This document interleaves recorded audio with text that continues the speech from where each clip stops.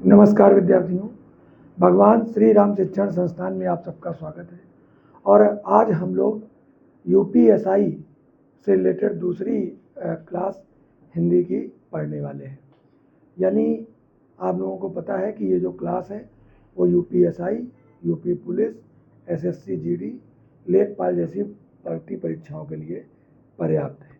यानी इसमें लगभग एक सा ही सिलेबस होता है इन सभी एग्ज़ाम में, लेकिन मुख्य रूप से इसको यूपीएसआई को फोकस करते हुए बनाया गया है। तो पहली कक्षा में हम लोगों ने पढ़ा था कि हिंदी शब्द की उत्पत्ति कहाँ से हुई और हिंदी भाषा की उत्पत्ति कहाँ से हुई। अब हम लोग सीरियल से ही आगे बढ़ेंगे। यानी आज हम लोग जो बात करने वाले हैं वो बात करने वाले हैं हिंदी भाषा, और हिंदी भाषा के अंतर्गत कौन सी उपभाषाएं आती हैं और उन उपभाषाओं में कौन सी बोलियां आती हैं। इस टॉपिक पर बात करने से पहले हम लोग एक बात समझ लें कि जो हिंदी भाषा है उसका जो निर्माण हुआ है वो किसी एक बोली से ना होकर के 17 बोलियों से हुआ है। कई जगह पर ये 18 भी मिल सकता है। यदि 17 ऑप्शन में ना हो तो हम लोग पूरे इस पे विधिवत बात करेंगे। देखते हैं, हम लोग शुरू करते हैं हमारा टॉपिक हिंदी भाषा। तो सबसे पहले एक चीज़ ध्यान दो कि हमें ये समझना है कि भाषा क्या है, क्योंकि हम हिंदी भाषा में हिंदी शब्द से परिचित हो चुके हैं कि हिंदी शब्द किस भाषा का शब्द था। तो हमें पता है कि ईरानी या फारसी का। दूसरी बात कि हिंदी शब्द का उद्भव कैसे हुआ, हिंदी भाषा कैसे बनी, इन पर हम बात कर चुके हैं। आज की हमारी बात है भाषा को लेकर के। भाषा क्या है, तो देखो सीधे शब्दों में कि जो भाषा है ना वो भाष धातु से निकली है। भाष धातु से इसकी उत्पत्ति हुई है। ठीक है, सीधी सी बात समझनी कि जो भाषा है वो भाष धातु से बना है, और जिसका मतलब क्या होता है, भाष धातु से इसकी उत्पत्ति हुई, जिसका अर्थ होता है बोलना, जिसका अर्थ है बोलना या कहना, बोलना या कहना। तो पहली चीज तो ये हो गई कि भाषा किसे कहते हैं।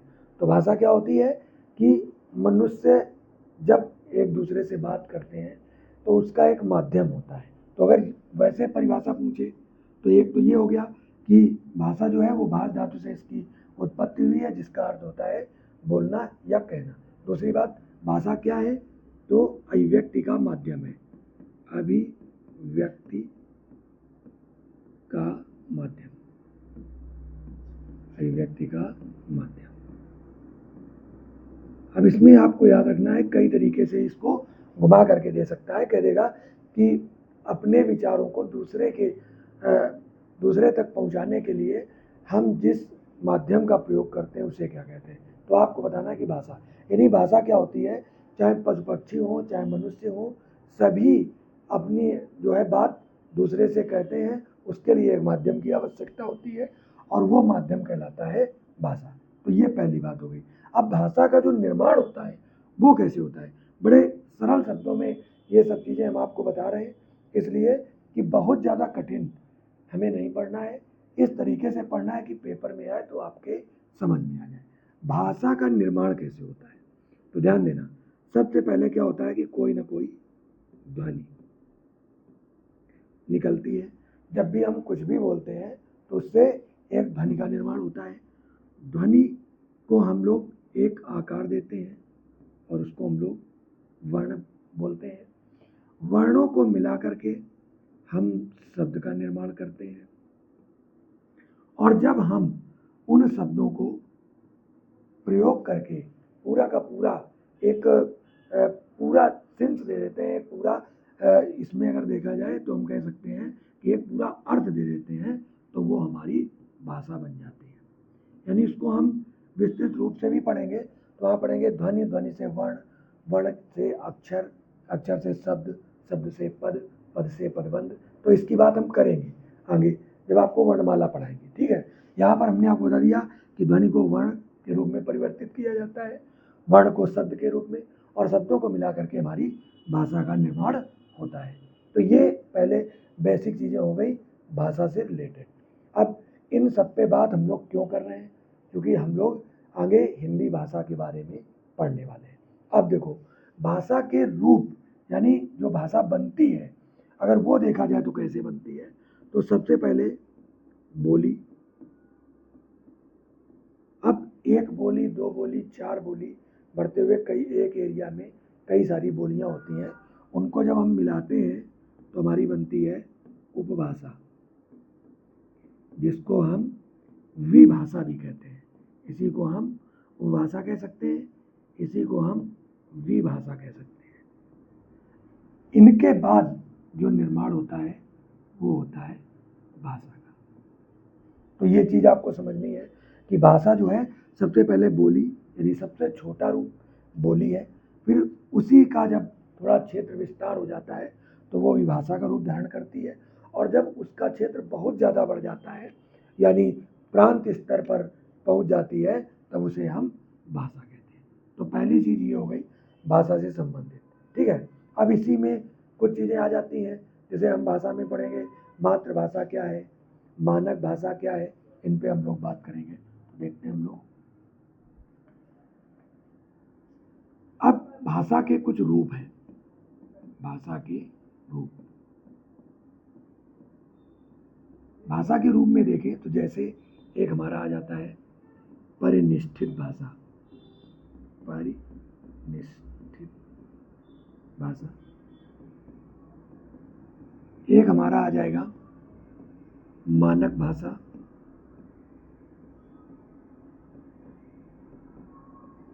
एक हमारा आ जाएगा मातृभाषा, मातृभाषा,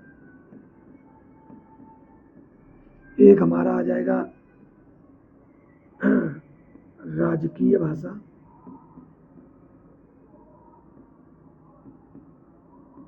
एक हमारा आ जाएगा राष्ट्रभाषा। और भी रूप है भाषा के, लेकिन मुख्य रूप से इनको हम समझ लेते हैं, यानी इन्हीं से क्वेश्चन अक्सर आते हैं। तो परिनिष्ठित भाषा क्या होती है? परिनिष्ठित भाषा होती है जिस भाषा को शुद्ध किया जाता है, यानी शुद्धता प्रदान की जाए, उसको हम परिनिष्ठित भाषा कहते हैं। यानी इसको कहेंगे हम शुद्ध भाषा दूसरे शब्दों में। यानी कोई भी भाषा चलन में है, यदि उसका शुद्धिकरण किया जाए कि यहाँ पर ये गलती है, ये गलती है, उसको शुद्ध कर दिया जाए तो उसको हम परिनिष्ठित भाषा बोलते हैं। फिर यदि उसी भाषा को आगे बढ़ा करके मानक के रूप में स्वीकार कर लिया जाए, यानी स्वीकृत रूप, स्वीकृत रूप, और ये स्वीकृत रूप किस रूप में होगा? यानी शुद्ध होगा, और उस शुद्ध रूप को हम स्वीकृत कर लेंगे कि भाई इस रूप में ही लिखना है, यानी हर चीज़ का एक मानक होता है, तो वहाँ पर यह मानक भाषा होगी। यानी यदि देखा जाए तो परिनिष्ठित भाषा का अगला चरण मानक भाषा कहलाता है। आगे मातृभाषा। तो मातृभाषा क्या होती है कि जब भी कोई बच्चा पैदा होता है कहीं पे, तो शुरुआत में उसकी जो लैंग्वेज होती है बोलने की, उसको ही हम मातृभाषा कहते हैं। यानी जिसमें हम लोग बोलना सीखते हैं, हम लोग बोलना सीखते हैं, यानी प्रारंभिक अवस्था में जो हम सीखते हैं वही, जिसमें हम लोग बोलने की शुरुआत करते हैं। ठीक है, शुरुआत करते हैं। तो ये हो गई। फिर है राजकीय भाषा, या इसको राजभाषा भी कहा जाता है। राजकीय भाषा भी कह सकते हैं, राजभाषा भी कह सकते हैं। राजभाषा क्या होती है?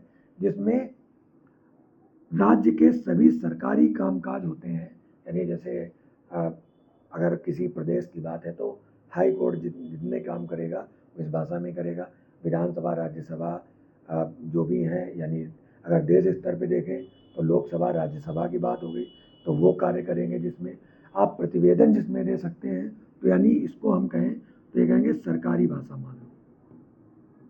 ठीक है, जिस भाषा में सभी कार्य किए जाएंगे, यानी सरकारी कार्य जिस भाषा में किए जाते हैं उसको हम राजकीय भाषा या राजभाषा कहते हैं। आगे राष्ट्रभाषा की बात करते हैं। तो राष्ट्रभाषा वो भाषा होती है जिसमें देश के ज़्यादातर नागरिक बात कर सकते हो, ठीक है, जिसमें देश के ज़्यादातर नागरिक